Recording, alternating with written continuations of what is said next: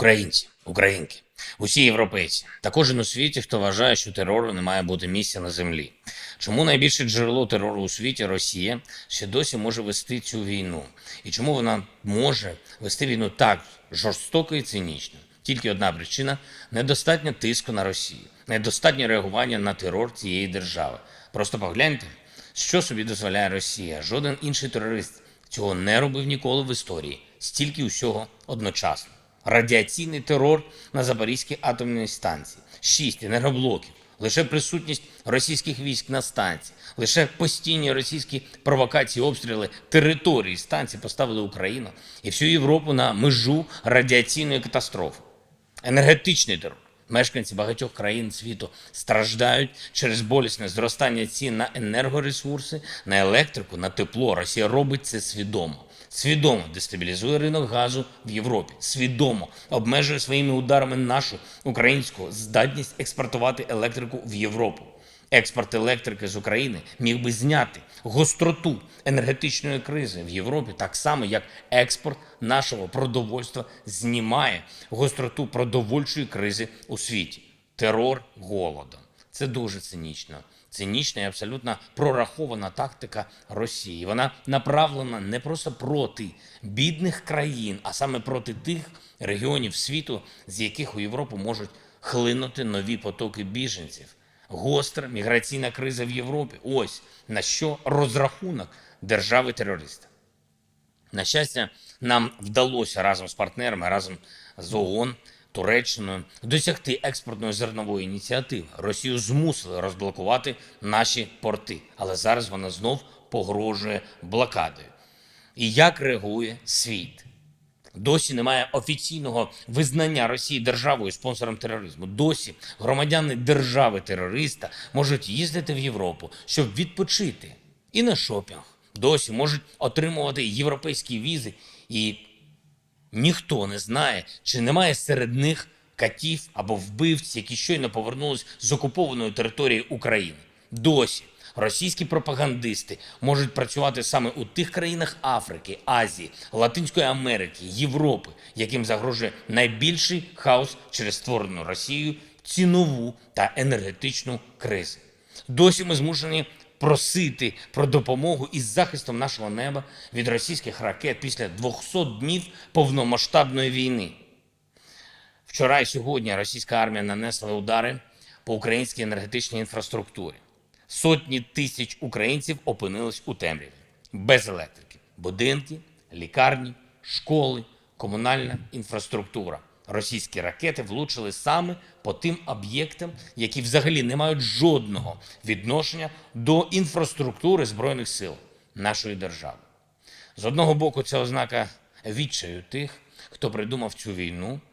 Так вони реагують на розгром російських сил в Харківській області. Вони нічого не можуть зробити з нашими героями на полі бою. І тому Росія спрямовує свої підлі удари проти цивільної інфраструктури.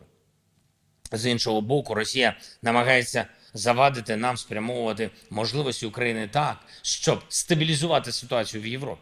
Наш експорт електрики – це те, чого Росія зараз дуже боїться, бо ми можемо зламати російські плани по спустошенню кишень європейців цієї зими за рахунок шалених енергетичних цін. Маємо ще посилити нашу співпрацю, щоб подолати російський терор. Треба визнати Росію державою-терористом. Посилити санкції, потрібен 8-й санкційний пакет ЄС. Збільшити допомогу Україні і передусім прискорити надання систем ППО. Я дякую усім рятувальникам, які боролися з наслідками російських ракетних ударів по енергетичних об'єктах. Сотні населених пунктів в кількох областях України були знеструмлені через ці удари. За поданням міністра внутрішніх справ, я хочу сьогодні особливо відзначити внесок у стабілізацію ситуації генерал-майора служби цивільного захисту Олександра Волобуєва, полковника служби цивільного захисту Олександра Міславського, старшого лейтенанта служби цивільного захисту Віталія Дзябко, прапорщика служби цивільного захисту Дениса Костенка і пожежного прапорщика Олександра Гулого. Дякую вам. Дякую вам та вашим колегам. Енергозабезпечення в Дніпропетровщині, Полтавщині, Сумщині, Харківської області і міста Харків вдалося відновити. Але сьогодні нові удари по енергетичним об'єктам, нові відключення у Харкові. І маємо бути свідомі того, що підлість російських терористів не має меж, вони будуть намагатися зробити системною і таку форму терору. За моїм дорученням, прем'єр-міністр України провів сьогодні нараду з Міненерго, Мінрегіоном, Мінфіном, Нафтогазом. Буде утворений координаційний штаб для швидкого реагування на всі подібні прояви російського терору. Також будуть виділені кошти на відновлення пошкоджених об'єктів і для допомоги деокупованим територіям. Від перших чисел вересня і до сьогодні наші воїни вже звільнили понад 6 тисяч квадратних кілометрів території України на сході і на півдні. Рух наших військ продовжується.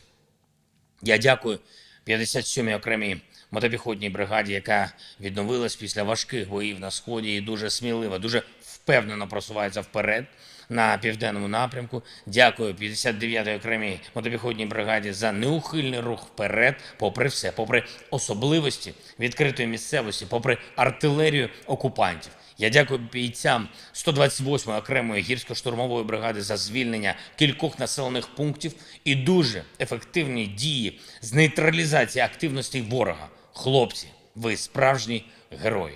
Окремо хочу подякувати сьогодні нашим зенітникам. Вчора усі ми бачили наслідки російських ударів, але при цьому більшість ракет терористів вдалося збити. 9 з 12 ракет було збито. 7 ракет збили воїни 138-ї Дніпровської зенітної ракетної бригади повітряного командування «Схід». І 2 ракети збили захисники неба 96-ї Київської зенітної ракетної бригади повітряного командування «Центр». Дякую вам, наші захисники, наші захисниці. Дякую всім, хто воює за Україну. Дякую всім, хто готовий по-справжньому боротися проти російського терору. Щодня робимо перемогу ближчою. Слава Україні!